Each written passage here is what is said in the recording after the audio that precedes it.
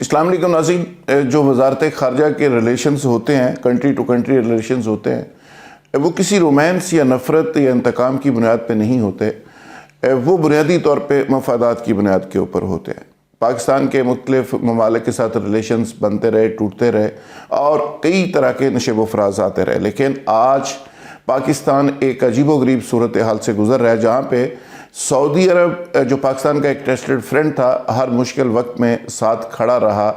آج سعودی عرب کا ٹلٹ جو ہے وہ واضح طور پہ بھارت، اسرائیل اور امریکہ کی طرف ہے، جبکہ پاکستان کا ٹلٹ جو ہے وہ ایران، رشیا، ٹرکی اور چائنا کی طرف واضح طور پہ نظر آ رہا ہے۔ اچھا، یہ نئے بلاک بنتے ہوئے نظر آ رہے ہیں، اس کی پرائس پاکستان کو پے کرنی ہے۔ ہم اپنی بات کریں گے، کسی اور کی بات نہیں کرتے۔ ماضی کے اندر بھی ایران اور سعودیہ کی لڑائی تھی تو پرائس اس کی ہم نے پے کی، بیٹل فیلڈ پاکستان تھا، لڑائی یہاں لڑی گئی، پراکسی وار کسی کی تھی، لوگ ہمارے شہید ہوتے رہے۔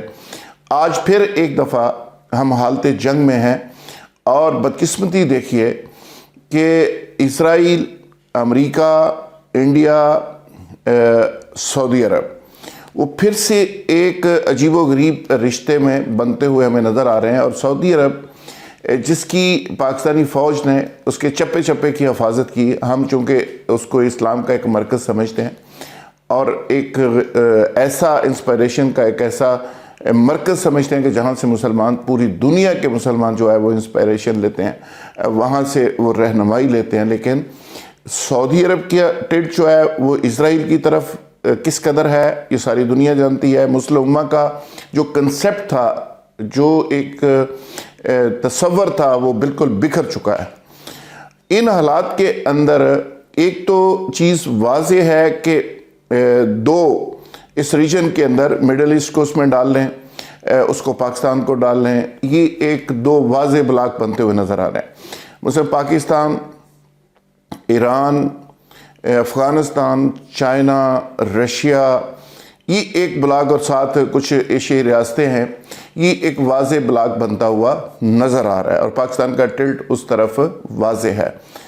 لازمی بات تھی کہ جب بھی آپ سی پیک کے روٹ کو دیکھیں گے، سی پیک کے انٹرسٹ کو دیکھیں گے، پاکستان اپنے انٹرسٹ کو دیکھے گا، پاکستان اپنے الائز کو تھوڑا تبدیل کرے گا، اپنے مفادات کی بات کرے گا تو بہت سارے لوگوں کو تکلیف ہوگی۔ تو انڈیا نے ایگزیکٹلی اس کو ایکسپلائٹ کیا اور ایران کے ایشو کے اوپر پوری طرح سے سعودی عرب کو ایکسپلائٹ کیا، اور اس کا نتیجہ آج آپ دیکھ رہے ہیں کہ سعودی عرب نے FATF کے اندر کیا کیا، اور ہمارے بہت سارے ممالک ایسے جن کے اوپر ہمیں بہت ساری امیدیں تھیں، بہت ساری توقعات تھیں، انہوں نے کیا کیا۔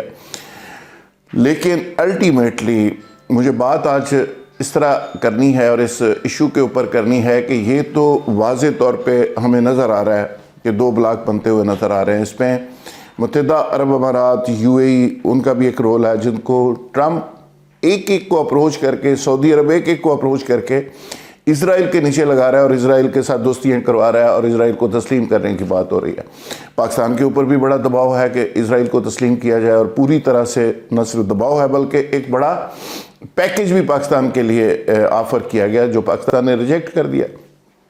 اب دیکھنا یہ ہے کہ پاکستان اس ریجن کے اندر، جس میں بنگلہ دیش بھی لیٹر آن شامل ہو سکتا ہے، نیپال آ سکتا ہے، ملیشیا آ سکتا ہے، اس پہ ٹرکی ہے، ایران ہے، افغانستان ہے، رشیا ہے، پاکستان ہے، تو کیا یہ ایک بلاک بن کے ایک دوسرے کے ساتھ کھڑے ہو سکتے ہیں، ایک دوسرے کی طاقت بن سکتے ہیں؟ تو جب اس سارے معاملے کی پرائس پاکستان پے کر رہا ہے تو یہ باقی ممالک ہیں کدھر؟ باقی ممالک ساتھ کھڑے ہیں یا نہیں ہیں؟ کتنے کھڑے ہیں؟ اس پہ بھی ہمیں بات کرنی چاہیے۔ لیکن سب سے جو تکلیف دہ بات ہے وہ یہ ہے کہ جب ایک طرف آپ حق سچ کی بات کریں گے، آپ سی پیک کے حوالے سے اپنے مفاد کی بات کریں گے تو دشمن کو تکلیف ہوگی۔ جب آپ پاکستان کے اندر سے ٹیررزم ختم کرنے کی بات کریں گے، دشمنوں کی نشاندہی کریں گے تو ان کو تکلیف ہوگی۔ جب اسرائیل کو تسلیم نہ کرنے کی بات کریں گے تو لازمی بات ہے کہ دشمن کو تکلیف ہوگی اور ہونی بھی چاہیے۔ لیکن مجھے یہ نہیں سمجھ آ رہی کہ دشمن کو تو تکلیف ہے، ہمارے اپنے لوگوں کو تکلیف کیوں ہے؟ ایک ایسے وقت میں کہ جب پاکستان ایک دفعہ پھر دوبارہ سے ایک طرح سے حالت جنگ میں ہے کہ دشمن نے دوبارہ سے دہشت گردی کے حوالے سے پاکستان کے اندر کام کرنا شروع کر دیا ہے، پاکستان کے اندر ایک ایسا ماحول بنانا شروع کر دیا ہے، پاکستان کے اداروں کو، پاکستان کے مدارس کو، پاکستان کے بچوں کو، طلبہ کو، سب کو ٹارگٹ کرنا شروع کر دیا. اور 2-3 واقعات آپ کے سامنے ہے، بلوچستان اور پشاور کا واقعہ، اور اکا دکا واقعات کراچی میں بھی آپ نے دیکھے، ٹارگٹ کلنگ وغیرہ کے. تو یہ بیسیکلی نشاندہی ہے اس بات کی، اور وہ لوگ اپنی موجودگی کا احساس دلا رہے ہیں کہ ہم موجود ہیں، ہم ختم نہیں ہوئے. اچھا، ایک طرف تو یہ سچویشن ہے، دوسری طرف ہمارے کچھ اپنے لوگ جو پی ڈی ایم کی صورت پہ ایک ووٹ کو عزت دو کا بیانیہ بیان کر رہے ہیں، اور اب وہ بیانیہ کراچی میں اس کی کوئی شکل اور تھی، گجرانوالہ میں اور تھی، اب بلوچستان میں جا کے وہ بالکل ایک باغیانہ قسم کا ایک شکل اختیار کر گیا وہ بیانیہ، جس پہ ویس نورانی صاحب نے آزاد بلوچستان کا نعرہ لگا دیا. مریم صاحبہ انہوں نے ایک پورا ڈونگ رچایا مسنگ پرسن کے حوالے سے، اور وہاں پہ لوگوں کو کوشش کی کہ وہ جو مسنگ پرسنز ہیں، جو علیحدگی پسند ہیں، ان کو قریب کیا جائے. اسی طرح مینگل صاحب بھی کل آ کے ان کو ملے. تو مجھے سمجھ نہیں آ رہی کہ یہ جو تمام لوگ ہیں یہ پاکستان کو اس طرح کیوں نہیں سمجھ رہے کہ اگر پاکستان ہے تو ہماری سیاست ہے، پاکستان اگر ہے تو ہمارا یہ جاہ و جلال اور پروٹوکول ہے، پاکستان اگر ہے تو ہماری حکومتیں ہیں. اگر پاکستان خدا نخواستہ کو ڈسٹرب ہوتا ہے کسی بھی شکل میں، تو پھر یہ کہاں کھڑے ہوں گے؟ ایک چیز تو یہ ہے کہ ان کو ریئلائز کرنی چاہیے، لیکن ان لوگوں نے آج قومی مفادات کے اوپر اپنی سیاست کو، اپنی ذات کو، اپنی پارٹی کو، اپنی گروپ بندی کو زیادہ اہمیت دینا شروع کر دی ہے. اچکزئی صاحب کہتے ہیں کہ ہمیں سرحدوں کی پرواہ نہیں. نواز شریف صاحب پہلے کہتے تھے کہ یہ ایک لکیر ہے، وہ بھی آلو گوشت کھاتے ہیں، ہم بھی آلو گوشت کھاتے ہیں. آج اچکزئی صاحب جو ہے وہ سیکنڈ نواز شریف، بلکہ نواز شریف سے بہت آگے نکل گئے ہیں. ولی خان صاحب کا بھی یہی مسئلہ رہا ہے. اینٹی اسٹیبلشمنٹ اور بھی کچھ قوتیں ایسی ہیں، ان کا بھی یہی مسئلہ رہا ہے. یعنی یہ ایک شخص کبھی آرمی چیف کے دشمنی کی بات کرتے ہیں، کبھی اداروں کی دشمنی کی بات کرتے ہیں. یعنی اداروں کی دشمنی میں یا کسی ایک شخص کی دشمنی میں ملک دشمنی تک جا پہنچنا، یہ کہاں کی دانش مندی اور عقل مندی ہے؟ تو دشمن اس سچویشن سے فائدہ تو اٹھائے گا، اور دشمن کو اٹھانا بھی چاہیے. لیکن سوال یہ ہے کہ ہم کیا کر رہے ہیں؟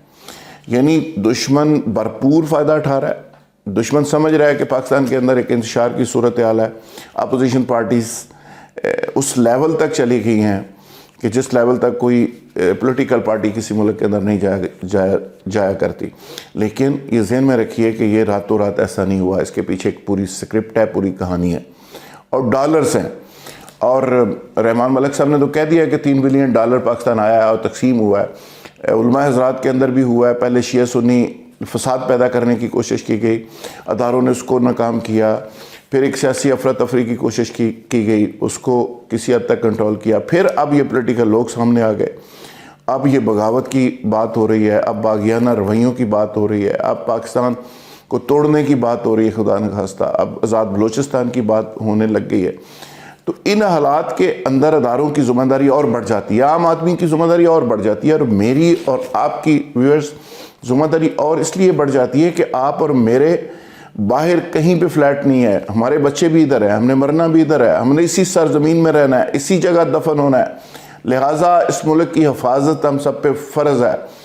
یہ ہائبرڈ وار کی ایک اگلی شکل جو سامنے آ رہی ہے، اور جس میں ہمارے کچھ اپنے ناعاقبت اندیش لوگ استعمال ہو رہے ہیں. آپ جاگتے رہیں، ان سب کا محاسبہ کریں. میں کسی ایک کا نام نہیں لے رہا، جو آپ سمجھتے ہیں کہ یہ ملک کے خلاف کام کر رہا ہے. ہو سکتا ہے آپ کو بعض پی ٹی آئی کے کچھ لوگوں کا رویہ بھی ایسا لگے کہ وہ نیشنل انٹرسٹ میں نہیں ہے، تو اس کی بھی بات کریں. کوئی بھی نیشنل انٹرسٹ کے خلاف اگر بات کر رہا ہے تو بینگ پاکستانی آپ کا فرض بنتا ہے کہ آپ کھڑے ہوں، آپ اس کو ٹوکیں، اس کو روکیں اور اس کے خلاف آواز بلند کریں. کیونکہ اس پاکستان نے ہمیں بہت کچھ دیا ہے، ہمیں بڑی عزت دی، رسپیکٹ دی، سب کچھ دیا، شناخت دی. تو آج کچھ لوگ اس شناخت کو خراب کرنا چاہ رہے ہیں، اس ملک کو خراب کرنا چاہ رہے ہیں، اور یہ ملک آج ہم سے ڈیمانڈ کر رہا ہے کہ ہم کھڑے ہوں. اگر کھڑے ہوں گے غیرت مند قوم کی طرح تو پھر جا کے آگے چیزیں بہتر ہوں گی. سعودی عرب کا رویہ بھی بہتر ہوگا، اسرائیل بھی اپنے औकात में रहेगा, अमेरिका भी सोच के आपकी तरफ आएगा। तो एक गैरतमंद कौम की तरह एक हजूम से निकल के एक कौम की तरफ हमें बढ़ना होगा। और इन हालात के अंदर आखिरी बात, पाकिस्तान के अदारों की ज़िम्मेदारी और ज़्यादा बढ़ जाती है, जो खामोश होकर बैठे हुए हैं, जो सिर्फ ये देख रहे हैं कि शहबाज शरीफ साहब को रिलीफ कैसे मिलना है, नवाज शरीफ साहब ने बाहर कैसे जाना है, फलाने ने कैसे आना है। तो उन अदारों को भी सोचना होगा कि आज इस मुल्क के अंदर अगर एहतसाब करना है तो जेन्युइन एहतसाब हो, इस मुल्क को अगर साफ़ कर रहे हैं तो जेन्युइन सफाई हो। गटर तो उबल चुका है बहुत ज़्यादा, अब सफाई का वक्त है। लेकिन $1 मिलियन क्वेश्चन है कि ये सफाई करेगा कौन। आने वाले दिनों में मैं इंशाल्लाह ये भी आपसे शेयर करूंगा कि सफाई कब होगी, कौन करेगा और कैसे होगी। बस इसके साथ ही अपने मेज़बान जुल्फ़िकार को इजाज़त दीजिए।